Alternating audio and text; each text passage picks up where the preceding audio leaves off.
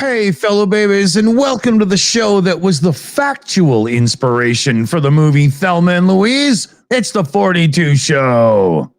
Let's drive off a cliff, everybody! Hey, and yeah, in tonight's cliff dive of news, tonight we have some exploding ships, we have missing paintings, and did anybody know sex is now an Olympic sport?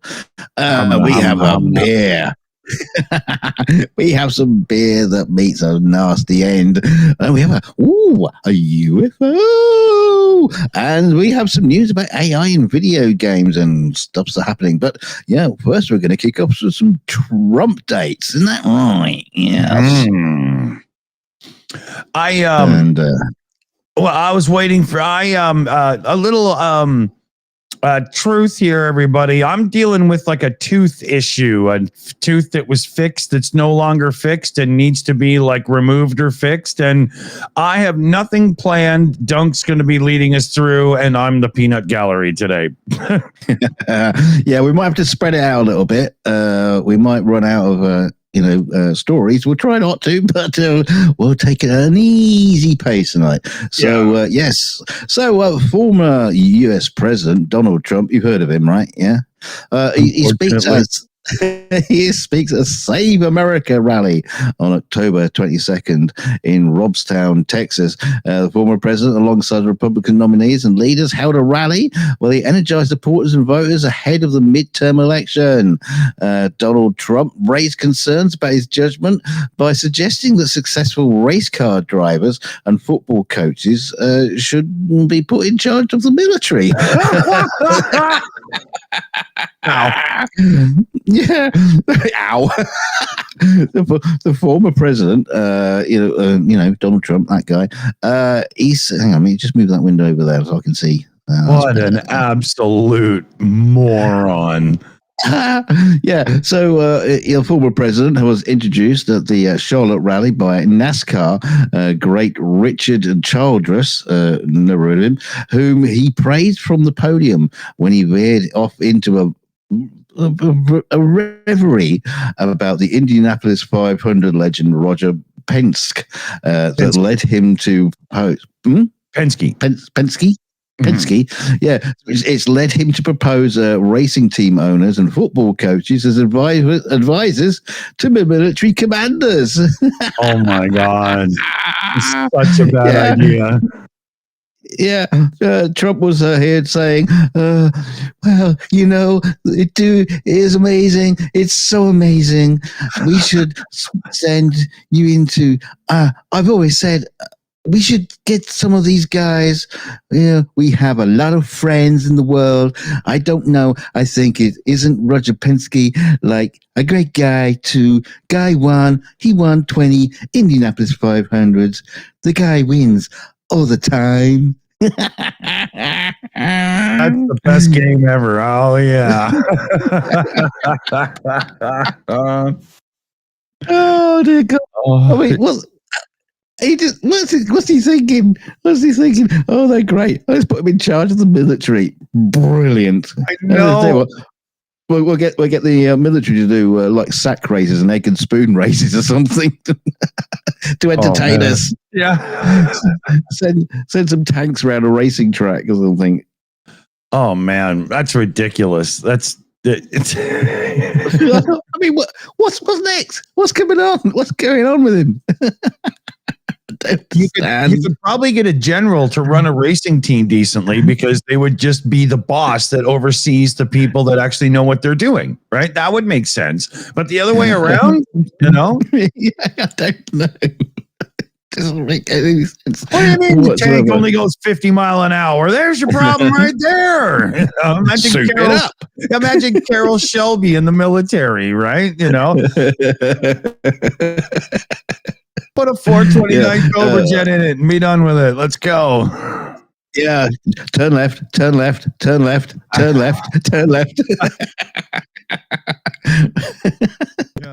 Oh, dear. Funny. But yeah, unfortunately, Donald Trump isn't having a a wonderful time at the minute because he's also been he's dismissed the idea that he has cognitively declined. He said this seconds before claiming Hannibal Lecter and the film Silence of the Lambs are real stories. Yeah. Yes, he went there again. Wait, hang on. Wait, I've got to bring him on. I think he's just mispronouncing Adolf Hitler. Nadolf. No, Hilter. Yeah, Mr. Hilter. He's a lovely chap. Yes, Hilter. He's my favorite friend. He's my favorite guy. You know, Mr. Hilter. But, you know, they go crazy when I say the great Hannibal Lecter. Okay, they say, why would he mention Hannibal Lecter? He must be cognitively in trouble. Trump said, these are real stories. Hannibal Lecter from Silence of the Lamb is a lovely man. He wants to have you over for dinner. He'd like to have you for dinner. Oh my God. So let's point out that Hannibal Lecter is a fictional cannibalistic serial killer created by novelist Thomas Harris. The character was featured in Harris's 1988 novel The Silence of the Lambs, and then Hannibal Lecter was played by actor. I was just going to say, does he think Anthony Hopkins is a psychopath now? Is that?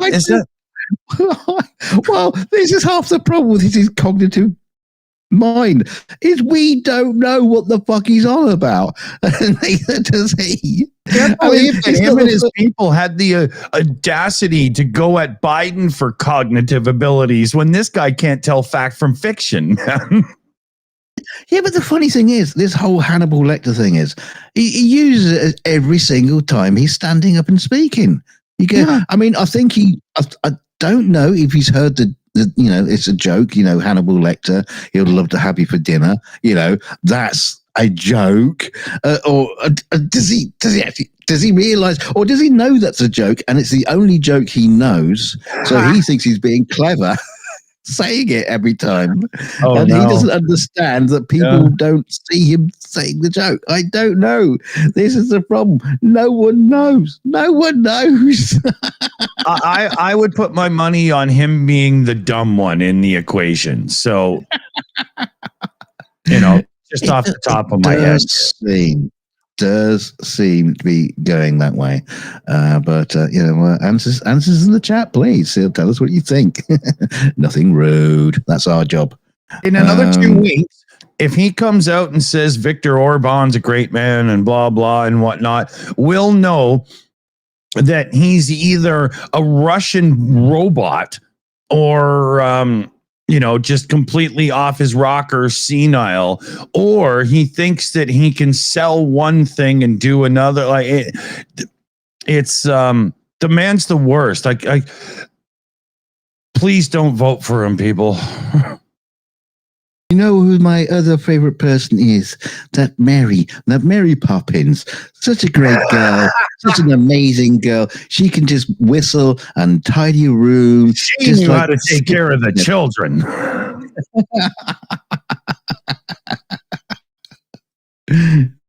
Fucking moron. Get him off my screen. Yes. So, that's our Trump dates. I mean, there's a whole lot more shit you could talk about him, but you know, we got other things to talk about. Let's move on. We got a super chat shout out here. Oh, goody. Yeah, Baltar came in with a super chat. By your command. $10 super chat for the beer fund, no less. So hey, Baltar, good shout. Thank you. Now you should have saved the beer fund for a little bit later on when we come to another story. Well, we need the beer fund, but we're on to Olympic sex. That's right. You just thought those 5 rings were, you know, just part of the decoration. No, that's the 5 rings of an orgy. That's all the holes. When they say you're going to fill all the holes, that's what they're going to be doing. They're going to be filling all them holes. I'm just gibbering now, but yeah, no. Olympians are celebrated for their exceptional physical abilities, but their young, vigorous athleticism isn't confined to the stadiums. The Paris Olympics organizers are taking precautions to manage the athletes' well-known penchant for sexual activity by installing anti-sex beds made from cardboard. Anti-sex beds. Beds you can't have sex in because they're made from cardboard somehow. That's the dumbest thing ever. Yeah, I'm not. I don't know. I mean, I've never tried having sex. Fuck, who cares? I mean, you can still have sex on a cardboard box, can't you? I mean, it may go flat, but you can still have sex on it. Just pin your partner against a wall, and hang on, is that one of the sports? Should be at this point.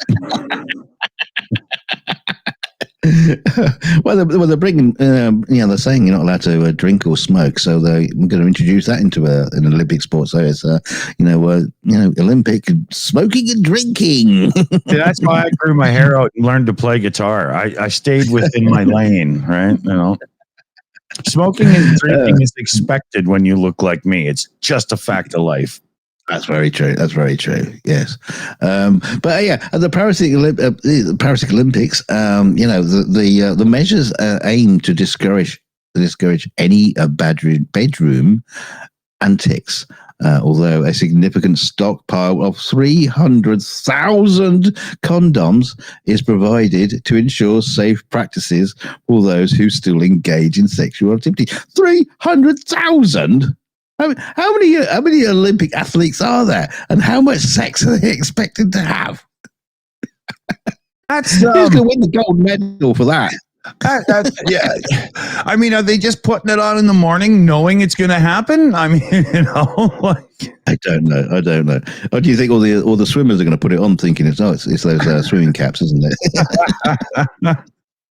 What the hell? My willy. Now I understand why they think they have a problem. Well, not surprising if you're providing all those condoms, they're going to get used, aren't they?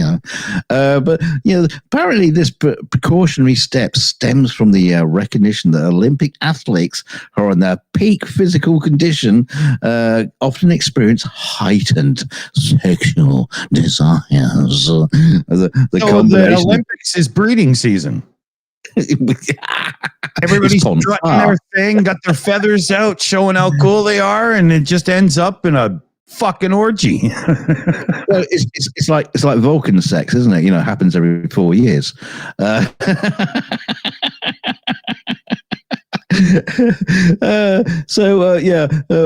college. Former long jumper Susan who competed in the 1992 and 2000 Olympics, provided insight into this phenomenon. In 2021 interview, she acknowledged that sexual encounters among athletes were common. Ooh, you dirty bitches.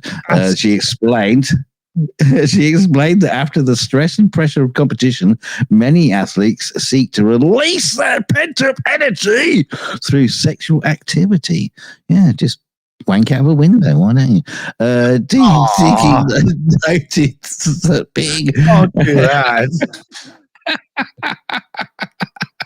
But aim I at a don't care target. if nobody's there. Just still don't do it. No, aim at a target or something. He noted that being at their physical peak during the Olympics naturally leads to such desires. So they're saying the provision provision.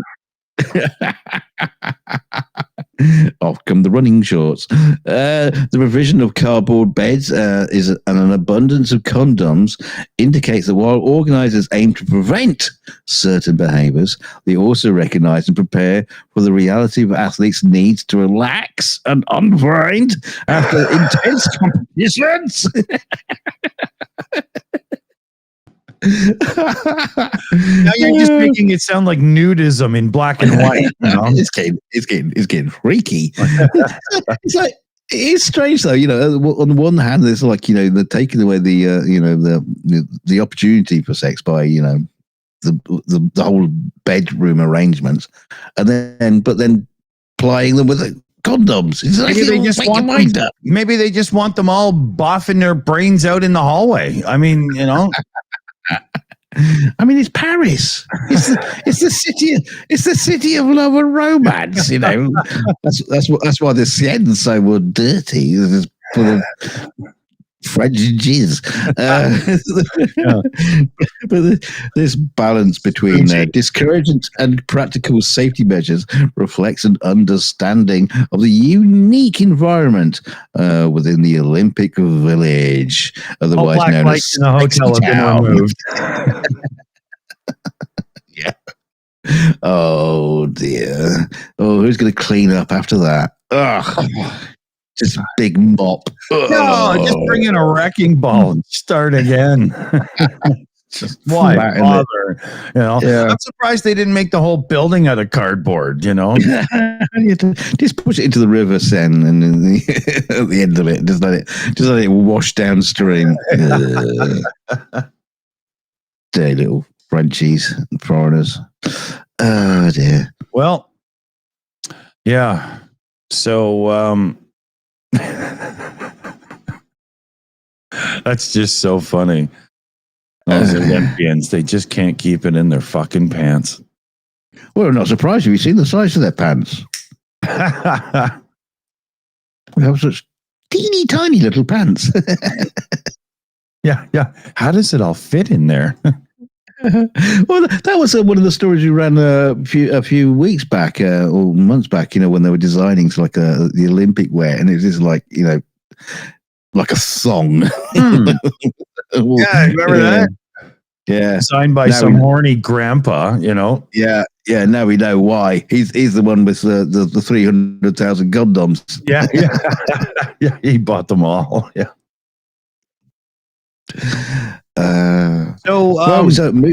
What? Go on. Yeah. Well, your next one's a funny story.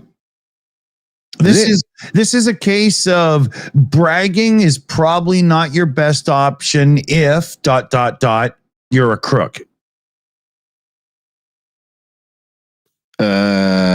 What story you got?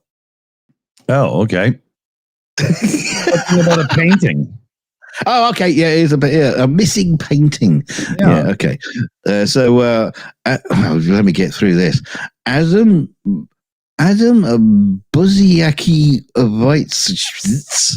who works we just call him Adam from now on. All right. Adam, don't hurt yourself. Adam, who works as a consultant for a famous auction house in Sotheby's, said that when he saw a photo of the work hanging in the Shire Hall in Warwick, it just stood out to me.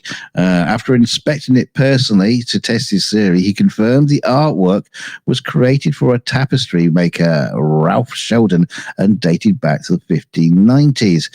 Yeah, so he saw it on a Twitter post, and just in the background, it just caught his eye that on this image that this painting was sitting in the reception hall of some town hall. So he jumped down there to go and have a look at it, and it apparently is one of a collection of 22 portraits made for Sheldon, but the whereabouts of only a handful were known, so they didn't know where they were. Yeah, so he says the fact I was lucky to piece together what it was in an hour is very exciting. Yeah. I hope they don't make that an Olympic sport, because he's going to have to relax now, and there's only one way to do it. I found a painting. I'm for sex. Have they already authenticated this now to make sure that it's not just a knockoff or something? Let me see. He says, I spend a lot of time thinking about paintings and looking at people's walls or ceilings. Dirty bastard. The Warwick those guys up and they're just in your living room, and you're like, I didn't have a party last night even. Like, why are you here? I'm looking at your wall, madam. I'm here for the tapestries. This is a castle, isn't it? You do have tapestries. That was a good one. Now you got a snivel. He says the London-based historian then alerted the local authority to which he suspected it had in the building, the Warwickshire County Council, invited him to take a look, and which he did with the aid of a stepladder. What did the stepladder think? Oh, yeah, the stepladder confirmed it was. It is indeed the missing painting. Thank you, Mr. Stepladder. I would have brought a colleague, you know. I know. So, an expert or something. You're an artist. It's a big stepladder. Mr. Steppy, we're going to call him from now on. Yeah. He's got a real good eye for authenticity, though. Climb on me back. But Mr. Adam described the piece as a striking portrait of one of England's most famous kings. Name him in the chat. Yeah, I'll name him. There you go. Just a little competition for the chat. Just keep them busy. King Alfred Yankovic. King. King. Kinky King. Chuckles, the, I don't know, 9th. How many of them did you fucking have? King, who, what's that king doing looking through my window, the dirty bastard?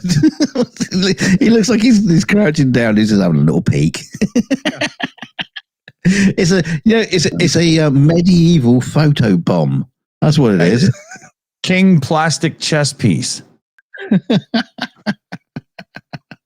He was ahead of his time. Yes, that's right. Yes, he's yes, that's right. In the chat, he's Henry VIII, part of a great franchise of Henrys, and Robin of Locksley. So much better than the prequel Henrys. Oh dear. Now, what's strange about this is I don't get the moment to relax because I've got to carry on talking again. I didn't watch that movie with the painting in it because it was Adam Driver. I'm not a fan. What film's that? No, I just making a Adam Driver. Yeah, just picking on him. Just picking on Adam Driver. I don't know. I don't know what film he's talking about, but he's picking on. Leave Adam Driver out of it, poor kid. I'd swear to if I didn't know better, I would swear he was like oh god damn it, what's his name? Nick Cage's son. Nick Cage? Yeah. They both just don't, or Keanu Reeves, because they just both have this, I had a stroke and I no longer can show emotion on my face way of doing things. A bit like me. I tell you what, I'll have a glass of wine and make you look like I'm having a stroke. Look, watch this. Yeah, that was odd. So anyway, okay, enough of that. Enough of this gibberish. We'll move on. We got some shout outs, but so you're gonna have to do them. I'll do them as well. Yeah. Come on, earn your keep, Dawson. Yeah, gonna have to. Yeah. Oh, hang on a minute. Oh, I'm sure you can figure it out. Just give me a second. Okay, so I'm going to read out some super chats here, and do the super chats. Sorry, it's Dick Dawson here. I'm going to read out some. What is it? It's a gifted Shills membership. Yes. Somebody has gifted out a Shills membership. I'm going to scroll up to find out who it was. Oh, there it is. Claudius gifted out 5 Shills memberships, and they went out to some people. And don't forget, you people in the chat, whoever is gifted the last membership picks up the bar bill tonight. So thank you very much for all your efforts and your kindness. Thank you very much. It's going to be one of those nights, is it? All right. Did you get the ones in the room, the donations that were in the super chat room, or? Oh no, I haven't gone there. Oh, do I have to go there as well? So. Yeah. Okay. You're not done yet. You're not done yet.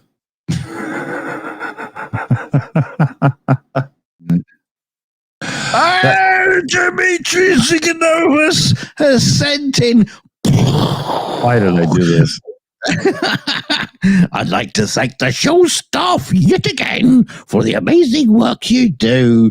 From Karnas, Lithuania, yours truly, Dimitri Signovas.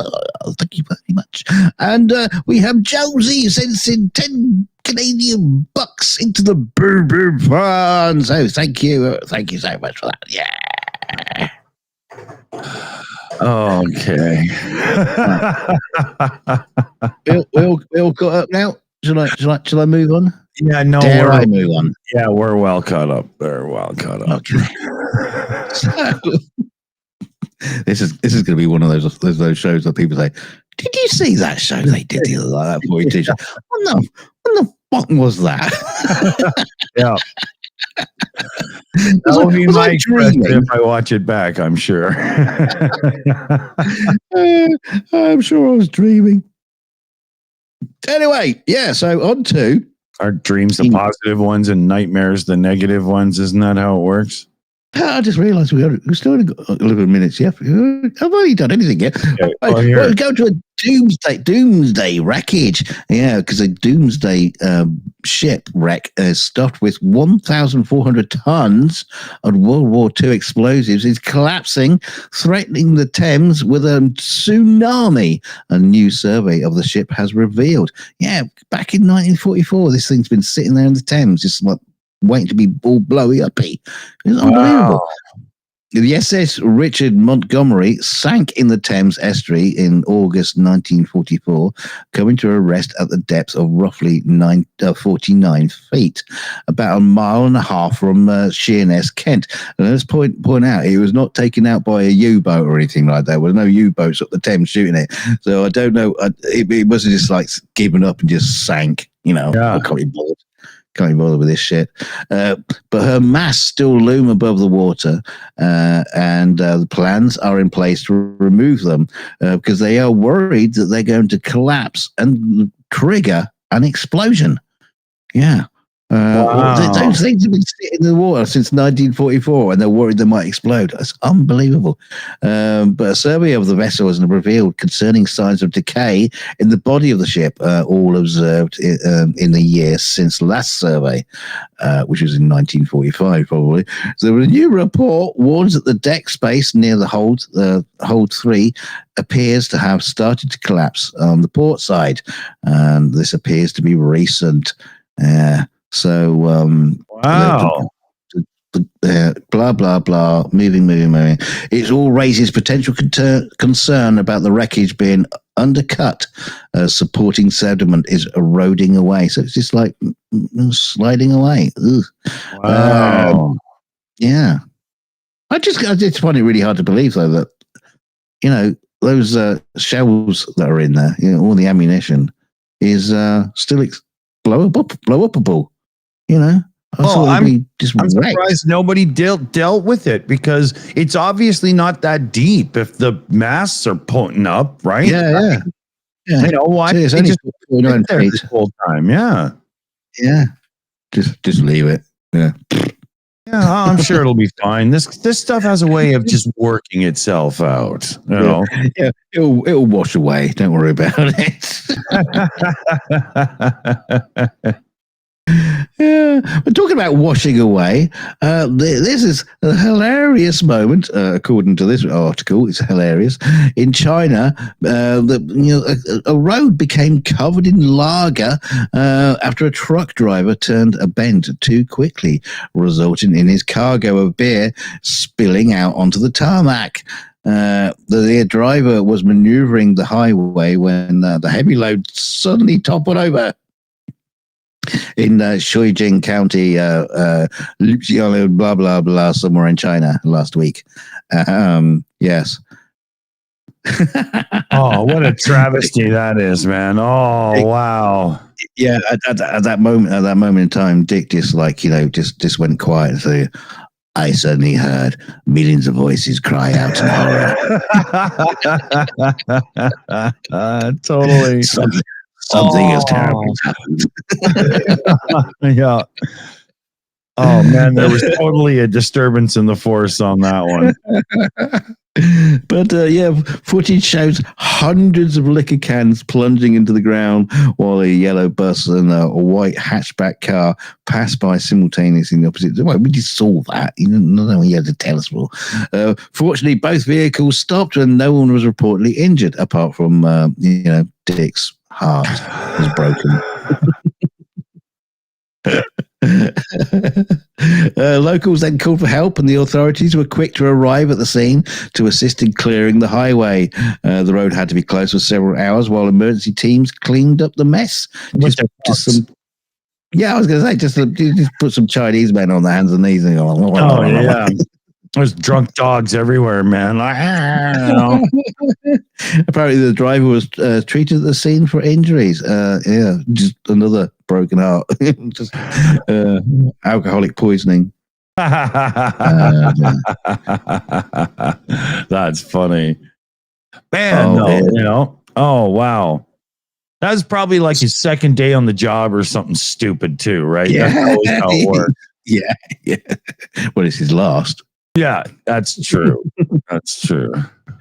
But into weird stuff now because a well-placed cameraman was on hand to catch the moment a UFO can be seen hovering across the sky in a clip that's been posted to YouTube channel yesterday. We have the video, Mr. Dawson. Play the video, please. All right, here we go.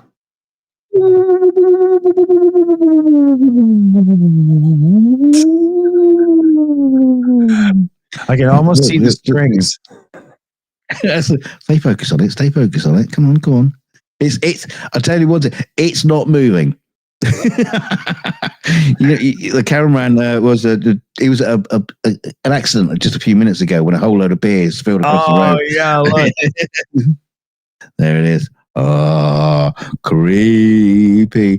The mysterious video taken in the city of Curitiba in southern Brazil seemingly shows a typical triangular-shaped UFO in the distance, and the cameraman is zooming in to get a close look. Actually, if you kind of like look at it, it actually just looks like a balloon of an eye. Does it look? You don't think it looks like an eye? Yeah, it looks like, some kind of stylistic balloon. There's power lines underneath and stuff. There's probably a string. It was being used as a kite. It got caught, Yeah. I mean, that's silly. I went to Metabunk to have a look, see if anyone said anything about it, but they haven't even listed it yet, so they're probably just looking at it like a bollocks. It is a load of bollocks. It is a load of bollocks. Yeah. Thing lands and somebody comes out going, "Take me to your leader." I'm not interested. And even then, I'd be a bit, unsure about it. Yeah. Or the person says, "Sorry, I'm on break. I'm not doing anything." Right? But then moving on onto more fakery. More fakery is coming up because major video game makers like Activision, Warner Brothers, and Walt Disney, to them, are facing a strike by Hollywood performers over the use of artificial intelligence. Here we go again. Every single section of the industry is going to have to do this one by one. Yeah. Even the person who took this photograph will probably have to be replaced by AI at some point. But AIs are going to go on strike because humans are taking their jobs, right? ChatGPT-4. ChatGPT-5 is taking all our ChatGPT-4 jobs, and so we're going on strike. Yeah. The two sides say they have agreed on several key issues such as wages and job security or job safety. Job safety? What's that? Oh, okay. I would think typing on a computer is safer than jumping around like a circus performer. Yeah, I'm assuming they're talking about like actors who perform stuff for video games. I mean, they'll just have like little dots drawn on them. And yeah. So Gotta make sure those ping pong balls you stick to me are safe. They're not bombs, are they? Well, that depends. Is Alec Baldwin around? Oh God, good point. Actually, they should work him into the measures. But so that they're worried about AA technology remaining a major hurdle. The industrial action was called by the Screen Actors Guild, American Federation of Television and Radio Artists. I don't think they'd be too much worried about AI being used in radio, not as far as performance is concerned. But last year paralyzed Hollywood with a strike by film and television actors. Yes, I know. Thank you for reminding me. You got wrapped up in that for sure. Yes, absolutely. Not in a good way. And the performers are worried about gaming studios using generative AI to reproduce their voices and physical appearances to animate video game characters without providing them with fair compensation. I know. Well, I'll tell you what, we'll just use AI to create completely different people who aren't you, and then we don't have to pay you a fucking penny. It's actually even simpler than that. Bruce Willis and people like that are now signing deals where they're allowing their likeness to be used in AI situations for movies and stuff. So the AI industry and the movie industry just have to wait 20 years for enough famous people to do the same thing before they pass on. And we don't need new actors. We just keep using the same ones. That is an important point there, because you're talking about famous actors. We're not talking about famous actors. We're just talking about the jobbers who just come in and roll around on the mat. So they're worried that they're going to lose their jobs. It would be pretty crap if we just had like Bruce Willis on every single video game. It's Bruce. But I don't know what I think about this. I mean, I think it's pretty sickening when people just like steal other people's images and just use their own. Yeah. I think it's totally wrong. Totally wrong. Shouldn't do it. That's really confusing when I look at the screen. What? Yeah. What do you think, CF? I think it's a terrible idea, and I don't think they should do it. That's all I will say. Thank you.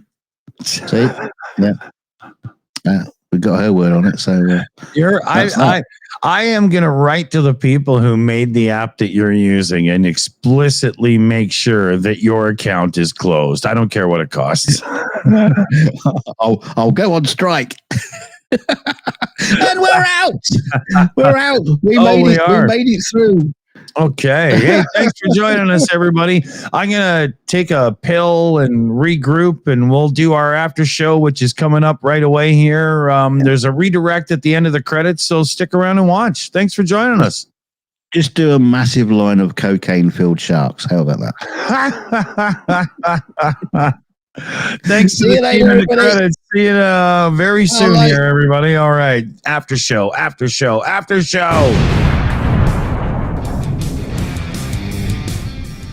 And a big shout out to our team who do all the fudgery and comeuppance and all that stuff for us in the background. We got Annette who runs the teams, PJ CNET running the research team. We got Shayna Caldwell, Crazy Cat, and Super Chat Matt.